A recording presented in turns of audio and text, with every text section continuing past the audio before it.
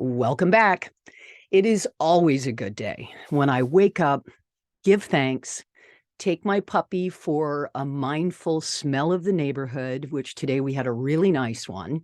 Found a couple cool rocks. There's this little thing in our community where people paint rocks and they leave them and then you have to pick them up and then hide them somewhere else.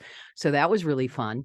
Um, but I realized that, this is the day that I'm allowed the opportunity to introduce you to someone with an extraordinary story.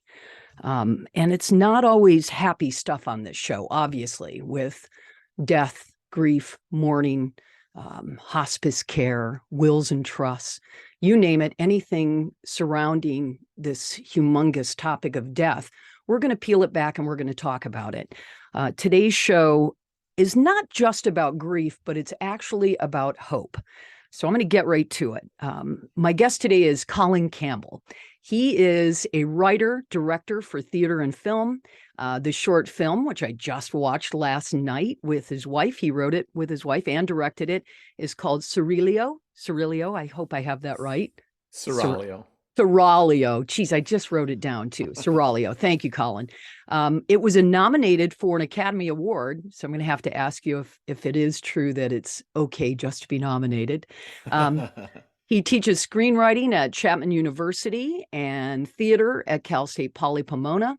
He just wrapped up a sold-out solo performance. It's called Grief, a one-man shit show. Sold out in Los Angeles, now taking the show on the road to New York. And I'll post the links for all of that so that if you are in New York City or planning to travel, you may want to check out his one-man show. His new book, it's called Finding the Words. It's working through profound loss with hope and purpose. And in my opinion, everybody needs to read this book so that we can assist our loved ones who are traveling through profound loss and grief. Because I found this to be a no BS book all the way through. So Colin, welcome to the show. Oh, thank you. Thank you for having me, Jane. Really appreciate it. Um, we just have to jump right in. Yeah. You have produced this play and you've written this book because in 2019, an absolutely tragic situation happened where a drunk driver T-boned your car with you and your wife in the front and your two teenage children in the back seat. And both Ruby and Hart were killed. Um, I don't even know where you go from there. And Mm. it's apparent that with this book, you did not know where to go either. You just wanted to crawl under a rock and hide in that world Mhm. of denial. Let's start there and then let's work through the different phases of where you've gone, because this book is somewhat of a workbook, even more Mhm. than somewhat. It is a workbook. So let's talk about that. Yeah, yeah. Um, so I was raised as an atheist in a family that didn't know how to talk about grief so well. It was not a comfortable subject in our family, to say the least. And Gail is Jewish. My wife is Jewish. We raised our kids as Jews. They got bar and bat mitzvahed, and we're active members of the temple. But when Ruby and Hart were killed, I had no cultural traditions of my own about grief or grieving. I had no tools. I felt totally lost. And so I just early on leaned into or leaned on the Jewish traditions. I basically did whatever our rabbi told me I was supposed to do. Uh, and that was so helpful to me because it literally taught me how to grieve because I was so lost before that. As you said, I was just wanted to just crawl into my own little hole of I didn't even want to. I fell into my own hole, I guess is the way Yeah. I'd put it. Um, but it wasn't a good place to be in that hole of despair. And I learned very quickly about actually how communal grief is. I talk about how it's an earthquake, and there you are at the epicenter, but then there are rings extending outwards, rings of devastation. And if those people in the outer rings can come with you on your journey, uh, it's transformative. It's so helpful. Because I think loneliness is a really big part about grief. You feel so lonely when you've lost the person that you love. Um, and sometimes people in your community might feel like, oh, I better not reach out. I better let them have their grieving space. And so we get a lot of space to grieve by ourselves. And what that really translated for Gail and I was loneliness. We didn't want to be left alone. Yeah. And yeah. Well, people don't know what to say. And I have found that because it is a theme within your book. When people say, I have no words, um, and it is a cop out, you know, Mm. because we do have words. We just need to use them. And let's circle back to the Jewish part of this. Boy, do they know how to do it right. I have, I have been part of a very good buddy of mine. So I knew when you were describing, how to sit Shiva and with the family and with the friends. And at first you're like, really? I'm going to open my doors to all of these people and they're just going to pile in. But then what you found was, having that line of people with you to mourn with you. Mm. But then after a week, what do you do? Right. Right. Well, it as you said, when Shiva began, the idea of all these people coming to my house night after night, it's the whole week of people coming to your house right when you're in acute grief, right after the funeral. The first night of Shiva is the night of the funeral. Hmm. And you're like, no, I want to be alone. But then I discovered, wow, actually, I wanted to talk about Ruby and Heart. And I wanted to talk about my pain and grief because it was so hard to understand. It was so hard for me to literally process what was happening, and finding the words, even if they were, you know, not very articulate words, or not very coherent words. It helped me. It helped me to have that action, and I saw it with my community too, because they spoke also during Shiva. They would come up and tell stories about Ruby and Hart, and they would cry. We'd all cry. We'd all laugh. Um, it was so powerful. And so that taught me this valuable, invaluable lesson that, like, I needed to talk about Ruby and Hart. And so Shiva ends after a week. And by the way, a lot of my friends who aren't Jewish, they were so jealous. They were like, when so and so died in my family, we just got the funeral and that's it. We Yep. got maybe a wake, or Yeah. um, Shut the casket, you're done. you're done and you're off on your own. And so Crazy. uh, I was so appreciative of that, and then I realized I need to keep talking now that Shiva is over. I need people to talk to me, and so Gail and I, we sort of discovered this idea we called a grief spiel, which is we would pull I someone love in, that. and one at a time, and they'd come in to our house. They'd look stricken. They wouldn't know what to say. They wouldn't say Ruby and Heart's names at all, most of them. Um, and we had to tell them very clearly and directly, like, we need to talk about Ruby and Hart. We need to hear their names. We need to talk about our grief. And we can talk about some other things for a little bit, but then we got to circle back to our grief, Good. because that's all we're thinking about. That's our whole world in that early stage of acute grief. There was no room for anything else. And it was so helpful to our friends. They were so grateful. They were like, "Oh, thank you for giving me this roadmap. I want to help you, but I don't know how." Right. And Yeah. I think that what you were saying about, like, people don't know what to say. I think there's a real thought that you're supposed to say something that's going to comfort them, but there is no comfort. There's no You comfort. can't fix it. Ruby and Hart are dead, so Right. whatever you say is not going to fix that. Right. What are you going to say that's going to make me feel okay with this disaster?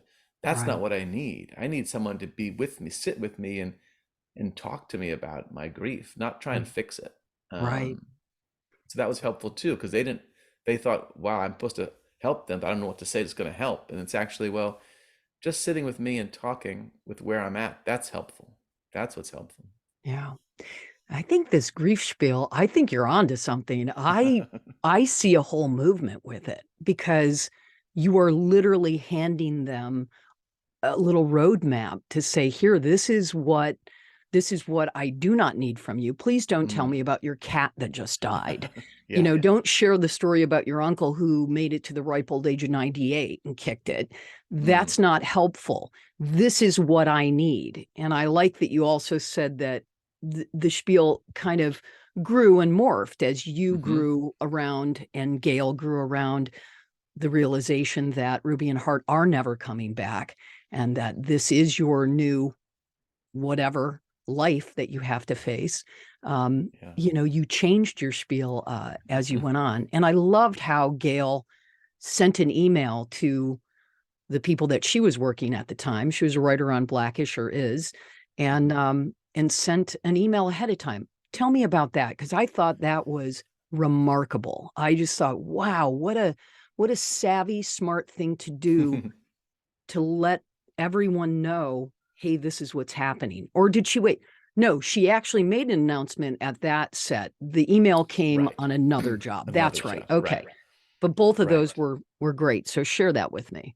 Yeah. Yeah. I think it's an issue that we still struggle with to this day, 3.5 years out, which is when do you when do you tell somebody that you just met, like what's going on?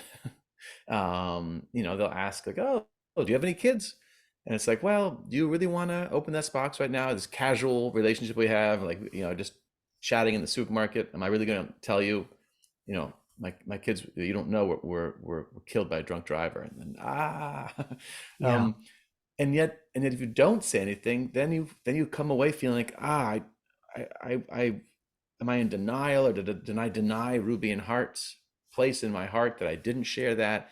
So it can be complicated, but at work it's different because it's not a casual situation. You're going to be working with these people, Right. and this is like a fundamental truth that you hold. It's part of your identity now. You're in grief, and the idea of not sharing that seemed awful. Just to pretend, right?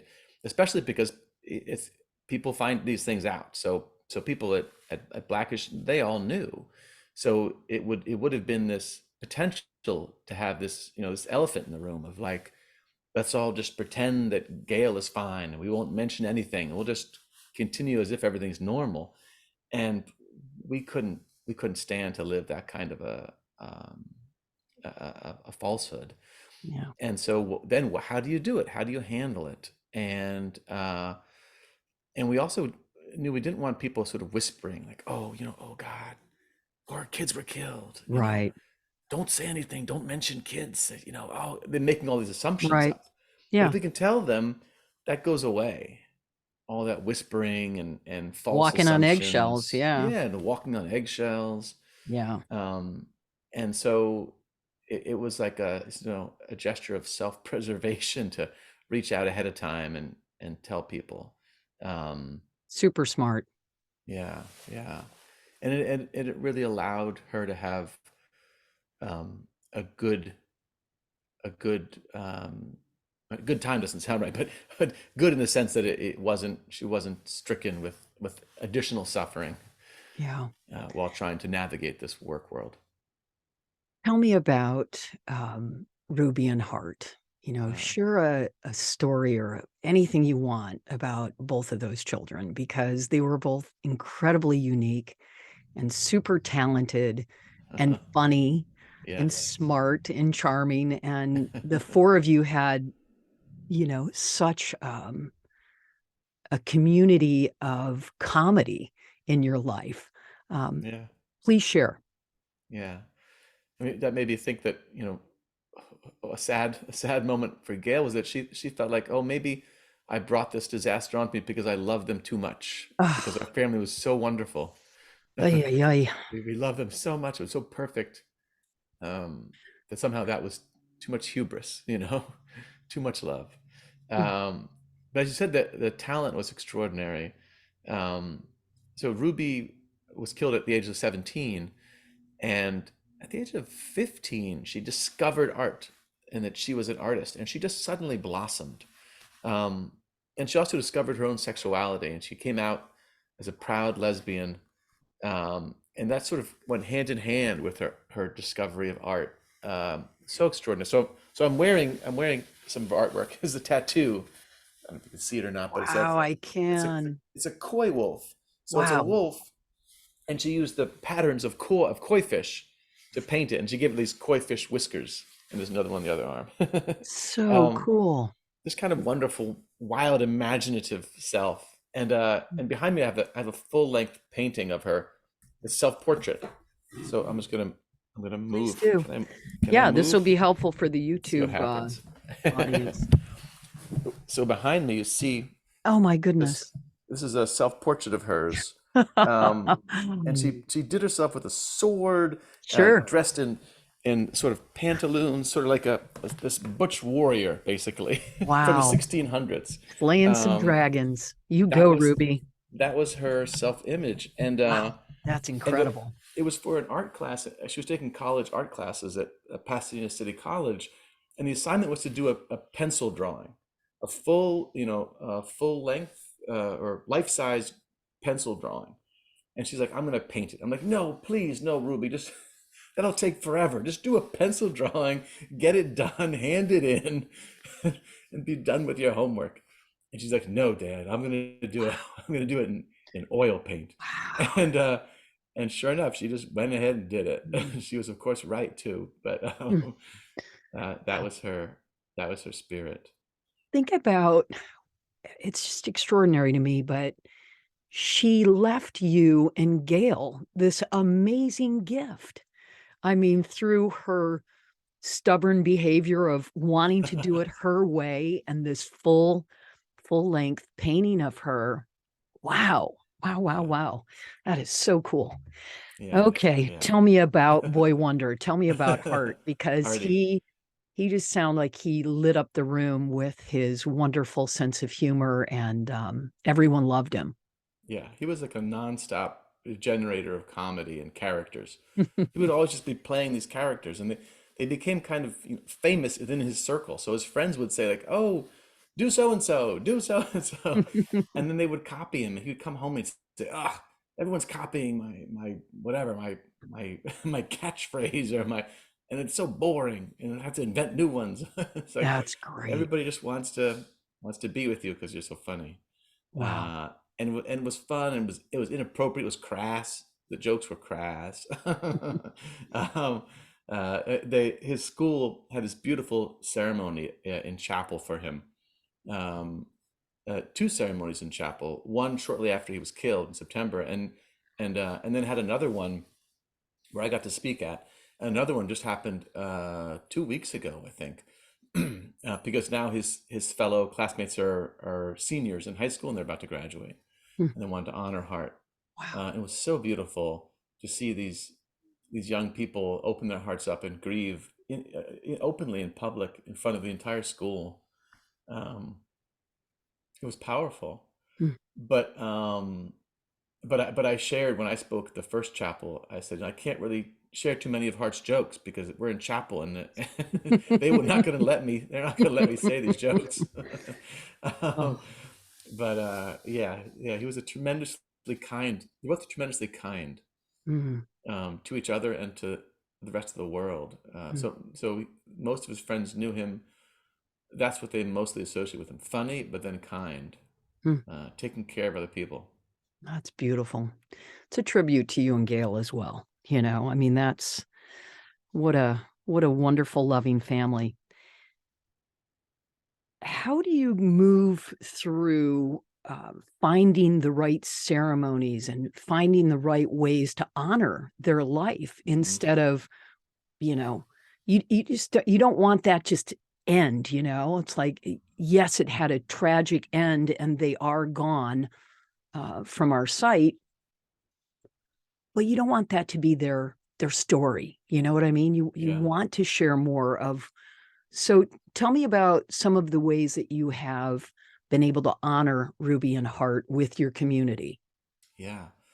Well, we found out pretty early on, again, thanks to the Jewish traditions of grieving, um, that we could create our own rituals, both public and private, that would sort of keep Ruby and Heart's spirits with us, and also allow us to be in life and grieving at the same time, not compartmentalize it.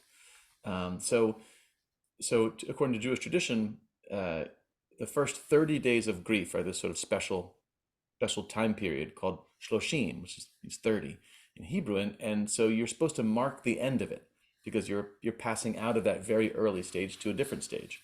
You're supposed to mark it somehow, but they don't tell you how to mark it.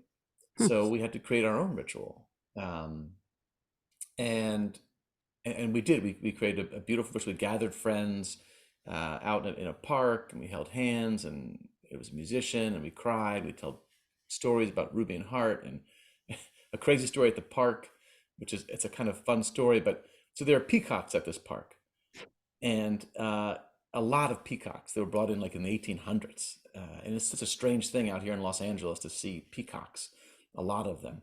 And Ruby, because she's Ruby, started Googling peacocks killing people because she wanted to know. And sure enough, she found this article about this man who was pecked to death by a peacock. And it turns out peacocks can be kind of dangerous because if they see like to cars, if they see a parked car that's really nice and a black shiny car, they'll see their own reflection and they'll attack it with their beaks, and they're quite strong and powerful, so they'll dent your fancy black car if you don't be careful in the parking lot. Oh, And so we had this marvelous conversation about like how many peacocks would it take to kill me before I'd be, right. before I'd be overwhelmed. And so we just sort of hypothesized how many peacocks I would be able to kill before I got overwhelmed with peacocks. And then we marveled that we're the only people in the world that would have this kind of ridiculous Absolutely. conversation. Isn't it great? Um, it was such a sweet moment for us. Um, so this park was special to us, and having this ceremony was special. And sort of the most special part about it was empowering us to create our own rituals. So in the book, I go into a whole bunch of rituals that we kept creating. Every few months, we'd feel this need of like we're alone again, and let's bring our people together.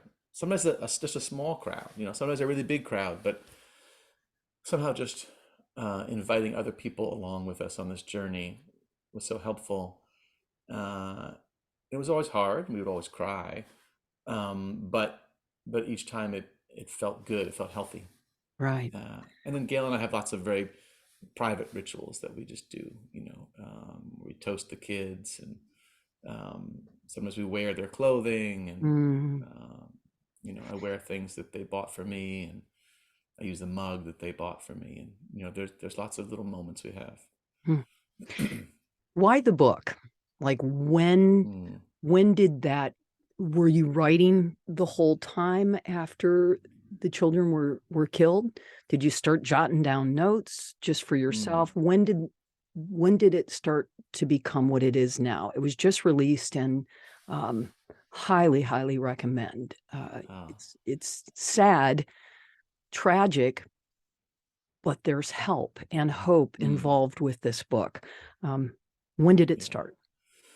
Well, I started just writing in general. I was journaling. I'd never journaled before, Right. but I started journaling as a way of just processing, just literally trying to understand what's happening. Right. And it was very inarticulate, but just a flood of whatever came to my mind. I just write for a while and every day. And then I also started writing this one person show, which I kind of conceived of as a stand-up routine initially. Bizarrely enough, I just thought this is some dark humor just coming out of me because we're a family that appreciates a good joke, and here I go. And it was it was some dark humor. Um, and I showed it to Gail, and Gail said, "I love this. You're saying things that are meaningful to me. Keep writing it." And so I Hmm. kept working on it, and I turned it into a full length play. And then COVID occurred, and the whole world went into shutdown, so I couldn't perform this play. And so instead, Gail and I went off to a grief retreat to the home that we had just purchased with Ruby and Hart right before they were killed. And we were there, and I still had this need to process and write. And at that point, I had spent a fair amount of time in grief groups, and I I thought I heard a lot of people in grief saying things like, "You're going to find out who your true friends are now because you're going to lose most of your friends and family to grief. They're going to be too scared. They're going to abandon you." Hmm. Um, and I thought, wow, that is so painful that the secondary losses like that. Hmm. And I could see where they were coming from because I could see that there was that tendency of people to leave us alone in our grief, except that we had developed this grief spiel and we had been very vocal about our needs and about including people and building our community in grief. And so I thought, well, here, maybe I have something that's of value. Maybe it's useful for me to share, and useful to me, first of all, just to articulate my own journey, what it had been, but also it might be helpful because um, we had managed to retain such a large community of support through these rituals um, and the grief spiel and basically our attitude toward leaning into the discomfort of it all. Um, and I also was looking for meaning and purpose for myself. Why am I alive? My kids are gone. Hmm. Um, I was first and foremost their dad, so now my life has no purpose. Who am I? Why am I still Yeah. alive? Who am I? Why am I Yeah. alive? And Right. I thought, well, if this helps anybody, that's meaning and purpose for me. That's helpful to me. That maybe someone will get something from this. Um, and so I started writing it with that in mind. And uh, yeah, and then I kept writing. Yeah. Well, what I found, and I read a lot. I mean, I read obviously daily, not just for Mm. the show, but for pleasure too, or elevated thought. Um, I really, really appreciated how just stripped down and authentic Mm. you tell your story, but then you also explain, what you're feeling and the way that you can kind of move through this. I mean, there's finding the words is so true because so many people have difficulty. So the book is finding the words, working through profound loss with hope and purpose. And I will say there's both hope and purpose in this book because at Mm. the end of each chapter, you not only give little prompts for the journal, but you also kind of ask some thoughtful questions to try to help the person that's grieving. Mm. You had a cheerful friend that would come over and was way too happy. How did you deal with happy, cheerful person? Yeah, yeah. Thank you for asking. Um, so this person, so loving. She really thought of Ruby and Hart as her own children. Okay. As she said that, and she was just devastated. I remember, I remember going to the funeral, stepping out in front of this crowd of people gathered, and she was in the front row and wailing, keening. Mm. Um, and then when it came time to come visit us, she thought in her mind, I've got to protect Gail and Colin. I can't fall apart like that again. Right. I've got to get it together. And her way of getting it together was to be super bubbly, Mm. super happy. And she is a very bubbly person. To be honest, it's quite lovely. She's so optimistic and such wonderful spirit. Um, I can say her name, Catherine.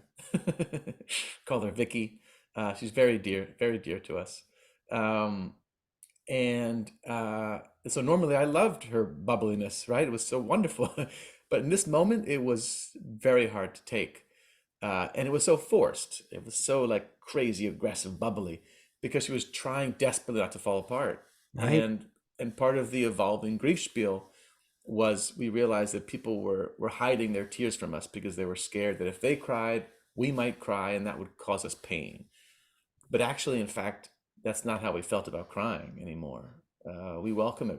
We cry all the time, and in fact, we sometimes need to cry because it feels Sure. weird if we haven't after a while. It kind of builds up Yeah. this bad feeling, and then there's a certain element of release.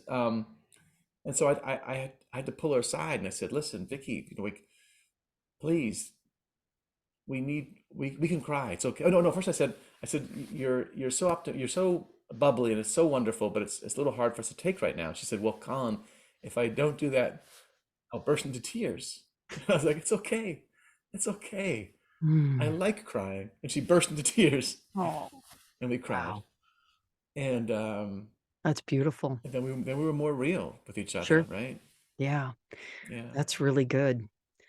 That's a that's a great story because there are so many people that are, her thought process was just to protect you and your Right. wife and to Yep. love you. And she's thinking by holding it together and being all chipper that it's going to be helpful, but it was the opposite. So good for her for, letting go and finally bursting into tears right there. But for you also to talk Mm, to her about it. yeah. I know I've had you on for a while, and I wanna be mindful of your time, but there's 2 things I really wanna ask you about. Do you have a little extra time? Yes, absolutely. Wonderful. Um, do you speak out loud to Ruby and Hart? Mm. I do occasionally, yes. I do. I had a very powerful moment early on. It was just a few days after the crash. We had a friend of ours blew up some photos of them, big 2 by 3 foot photos for the funeral. So there were two each. And then we brought them home and I put them up on the wall in our living room. So I had these four big photos, and then I asked her to do four more. Just I wanted more Ruby and Hart pictures around me and Mm, Gail, and it was I don't know, helpful to see their big faces on the walls. But one morning, mm, just a few mornings after the crash, I looked up and it was so painful that I had to look away. mm, So I can't look at them. It's just too painful. And then I was like, well, what am I doing? I'm literally looking away from my own children because I'm too scared of the pain.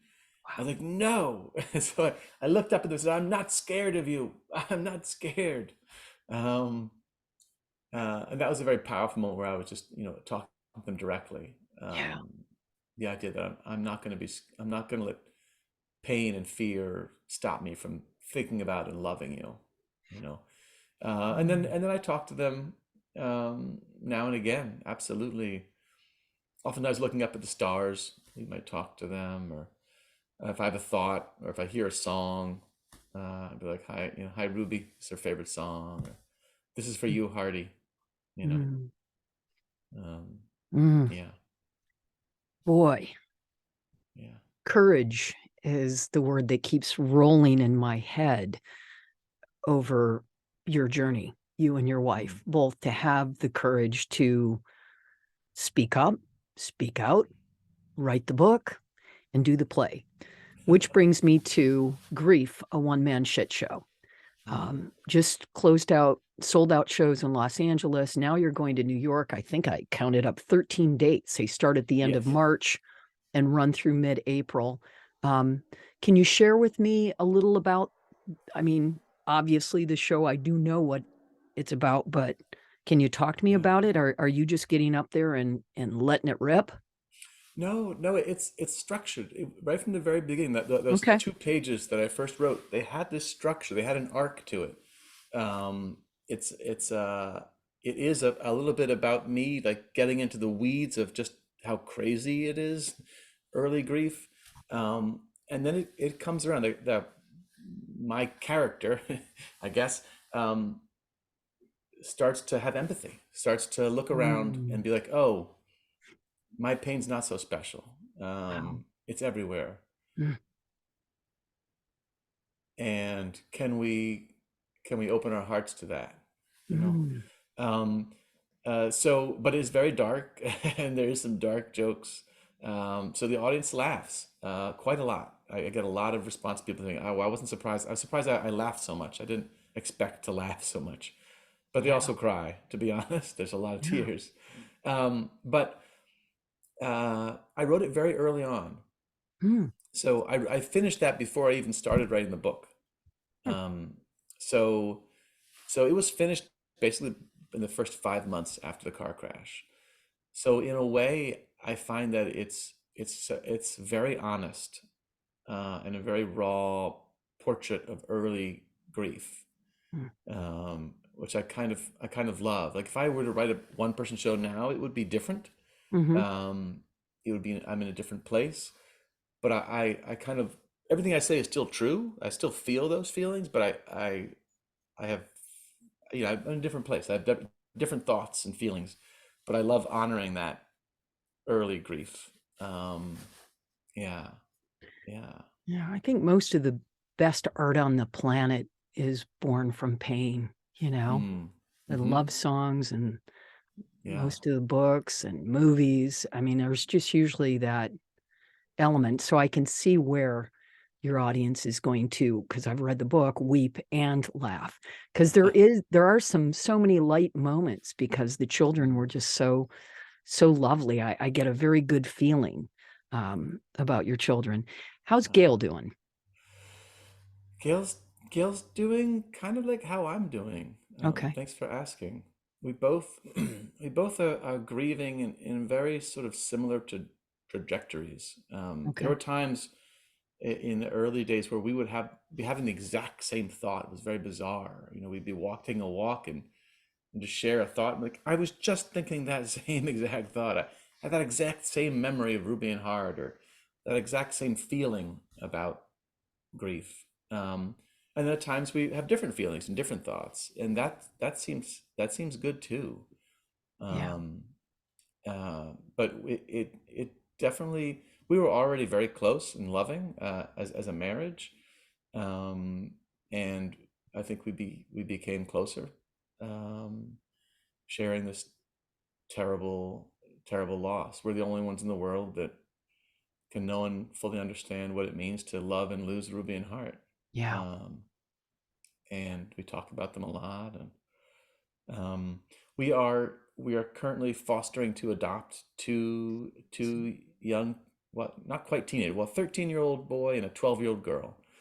They're siblings, That's great. and so we're Wow.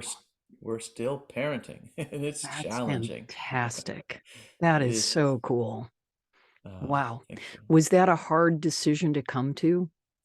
Or had you both Um, been, was it one of those moments where you had the thought, she had the thought, and you went, oh, yeah, let's do this? yeah, I I said it about a week after the crash. I said, Really? yeah, I said, Gail, we could be parents again. We could foster adopt. Wow. And she said, "Oh, thank God you said that." Wow. Um, because she was thinking the same thing, but didn't know if I would want to. Wow. A week Um, after.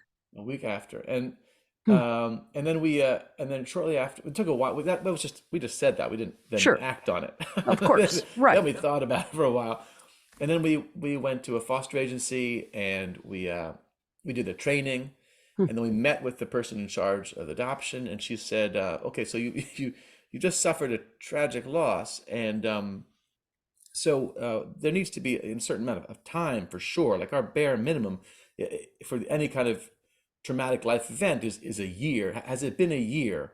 And Gail and I are like, "It's been 3 months." No, it has not been a year.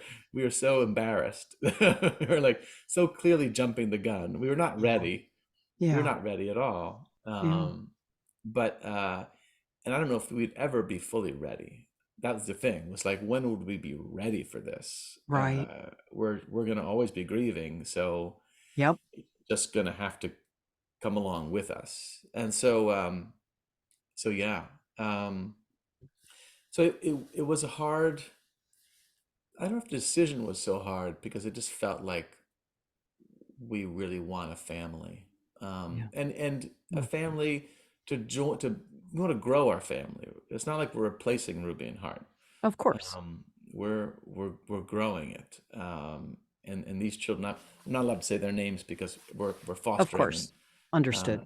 not until adoption actually goes through are you allowed to post in social media about them. But um, yeah, we feel like, and they feel like it too, that Hart and Ruby are their brother and sister, and Mm. Mm. um, they never met them, but they've heard lots of stories about them. Mm. We try not to overwhelm it. It's a balance, right? We don't want to talk about Ruby and Right. Hart all the time and Well, sure. alienate them, make them Sure. feel like there's some other people here they don't know, but they ask now and again, and we tell them I love it. stories. Yeah, just a couple nights ago, uh, my son was saying, "Tell me a bedtime story about heart," Mm, and I was like, "Okay, I love it. I'll tell you a wow. story about heart." It's really sweet, Mm, really mm. sweet. That has to be such a balm for your aching heart. And you're right, you're going to grieve for the rest of your life. It doesn't go away. I don't care what any expert says. I can't stand that. Oh, after a week or after a year, it's like, ugh, you don't know what you're talking about. Right. Um, so good for you. I love that you're fostering. I think that's just so beautiful. Um, Colin Campbell's my guest today. I'll put all of the links to everything so that you can find him through his website and purchase the book and go to the play if you're in New York. Hopefully, it'll come back to LA. I would love, love, love to see it. Ah, good. Hold that up. It's beautiful. Um, any final thoughts or anything that maybe I didn't touch on? Because I don't like to just kind of go down the list that you get from the publicist. I'm more of a conversation kind of gal. Yeah. But that being said, have I missed anything? Is there something you'd like to share with us? Well, you did touch on it, and which I love the idea of meaning and purpose and working through profound loss with hope and purpose. Mm, And I think that part of my journey was realizing I needed to work at it. It wasn't just going to come to me, my meaning and purpose. And that by engaging in life, even though I didn't really want to, um, I didn't really see a reason to live, but I sort of trusted that I would find one again. I would get reconnected, um, and I have, and it's ongoing. But I think it's such an important part of the grieving process. Finding our own meaning and purpose, and I believe it often lies outside ourselves. It's being of service to somebody else in some part of mm, the world, helping helping out in some way or other mm. helps us. That's what I believe. That's a beautiful thought. Thank you very much. Thank you for taking the time. I know that you're busy, but I appreciate it because you're right. This is about service, being in service, and possibly one person that could hear this or pick up your book or go see your play it's going to be exactly what they need in that moment in time to help them through whatever they're experiencing. So I so appreciate your time.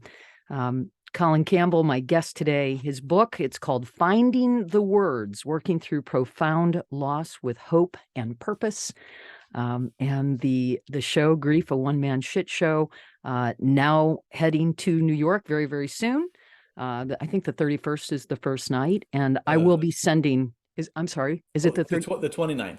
29th? Okay, first night is 29. See, that's right. It goes the last 3 of March, and then it picks up in April. And I have family and I have friends, so I will be shouting from the mountaintops to help you have a packed house. I have a feeling it won't take long. It's probably going to sell out just like Los Angeles.